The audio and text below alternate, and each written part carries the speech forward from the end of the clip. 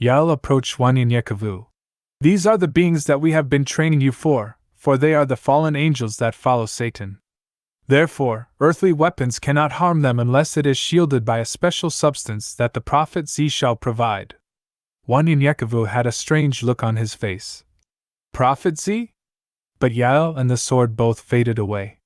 However, Yael's voice could be heard saying, "Yes, he will be along shortly.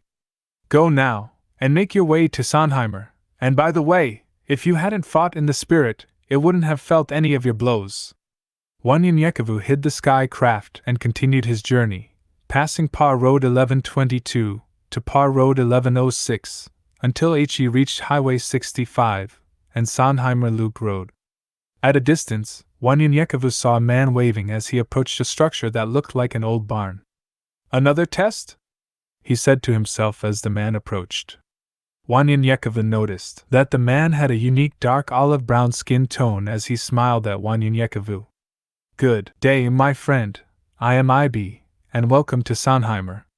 Wanyanyekavu smiled back and tried to see if the man's heart was genuine, but he could feel nothing. "May I offer you a meal? Or maybe a place to rest a bit?" Wanyanyekavu smiled again. "Sure."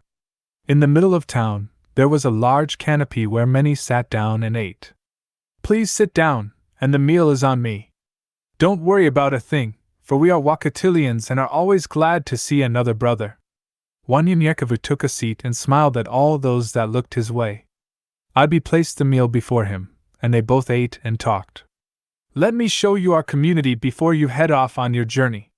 Wanyanyekavu was full and did not want to be rude, so he smiled again. "Sure. Thanks." Wiping his mouth and hands and pushing his plate in front of him, Wanyanyekavu grabbed his things, and they walked farther into town. "I'm a single man, and I looked forward to the day I shall settle down and raise a family. And you?" Before Wanyanyekavu could speak, two women approached in opposite directions, and Wanyanyekavu looked one of them in the eyes, nodded his head to say hello, and smiled. After the women had passed, the one in which he smiled grabbed Wanyanyekavu around the neck as she shocked him with a stun gun behind the right arm, then his back. She then tried to shock him in the groin area, but he moved, and it hit his upper thigh. The pain was so great that it knocked him to his knees. As he looked up, men surrounded him. Wanyanyekavu looked at Ibi. "What have I done wrong to be treated like this?" Ibi stood there and did not say a word. The men rushed Wanyanyekavu against a nearby wall and held him down. "What have I done wrong?" Wanyanyekavu repeatedly asked, and the men said nothing. They took Wanyanyekavu's belongings and left them against the wall as they waited. After a while, a muscular man approached with a book in hand. He signaled, and they rushed Wanyanyekavu into a building, chaining his hands into a ring made of steel. Moments later, a tall man entered the room. "Why are you here?" demanded the man. "I was just walking through, and I saw IB." The man leaned against Wanyanyekavu with a metal object, causing him great pain. "IB," the man interrupted. "IB is a fool, and doesn't know his left from his right?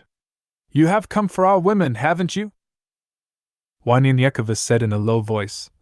"I only acknowledged the young lady's presence and smiled. That was it. It wasn't anything more than that. Besides, are we not all Wakatilians? Even if I was, what would be the problem? Are we not all blood? Are we not kin?"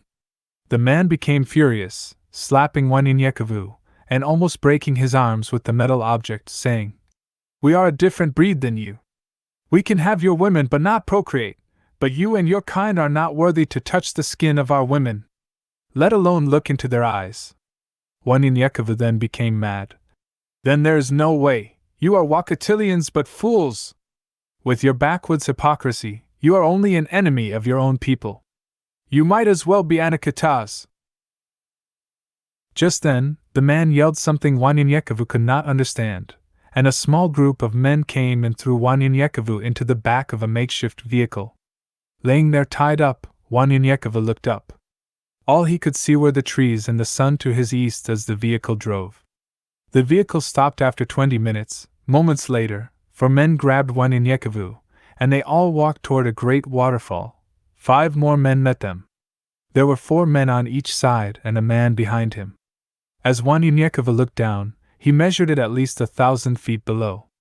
The men taunted Wanyanyekavu as they walked him near the edge. There was a metal pipe that separated them from the edge. One man said, "Your death will be quick and painless," as he laughed. Wanyanyekavu resisted by pulling back with his legs as they pulled forward, saying, "No, now is the time of your death, and not mine." Wanyanyekavu anticipated their moves. Once the men tried to push him over, he stopped resisting, grabbing the pipe while jumping toward the edge. Using their own force and gravity, they hurled themselves over the edge while he hung on to the metal railing as the men fell to their death. Wanyanyekavu quickly flipped over the pipe, killing the rest of the men while his hands were still bound.